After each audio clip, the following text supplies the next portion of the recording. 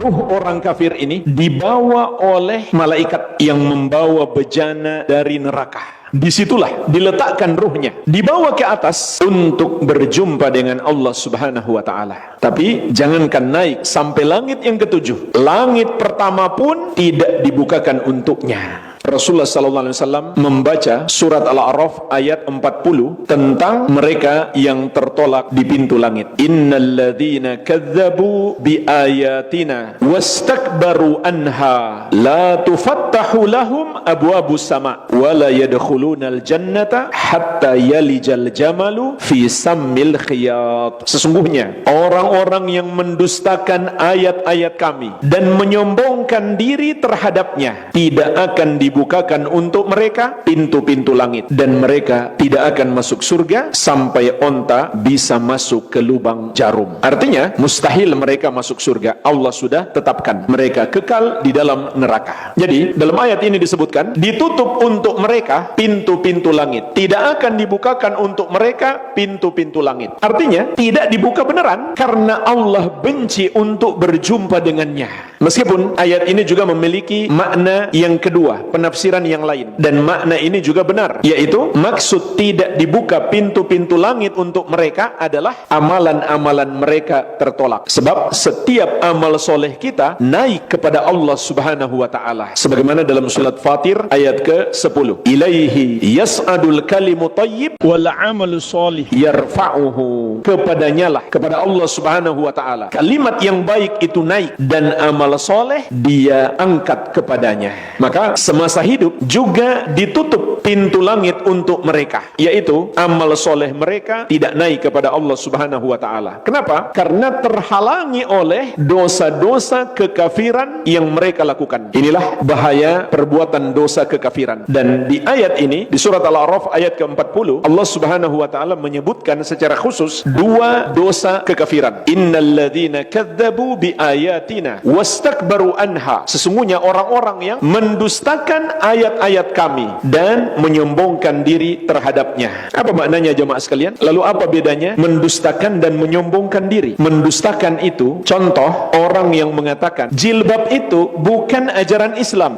hanya tradisi orang Arab, tidak mengakui itu sebagai ajaran Islam. Maka itulah orang yang mendustakan ayat-ayat Allah Subhanahu wa ta'ala. Sedangkan menyombongkan diri, dia masih mengakui itu ajaran Islam, tapi dia mengatakan sekarang sudah nggak relevan. Betul, waris itu ajaran Islam, tapi zaman sekarang sudah nggak relevan. Begitu pula hubungan sesama jenis, homoseksual, LGBT, itu memang dilarang dalam Islam, tapi sekarang sudah nggak relevan, sudah patut disahkan nikah sejenis. Maka dia adalah orang yang menyombongkan diri. Maka kata Allah, tidak akan dibuka pintu-pintu langit untuk mereka. Artinya selama mereka masih hidup, amalan mereka tidak diterima dan tidak sampai kepada Allah Subhanahu wa ta'ala. Dan ketika mati, Allah tidak mau berjumpa dengan mereka. Mereka pun nggak mau berjumpa dengan Allah karena takut murka Allah Subhanahu wa ta'ala. Maka ditutup untuk mereka pintu langit. Kemudian apa yang terjadi bagi mereka? Mereka pun dilempar sampai ke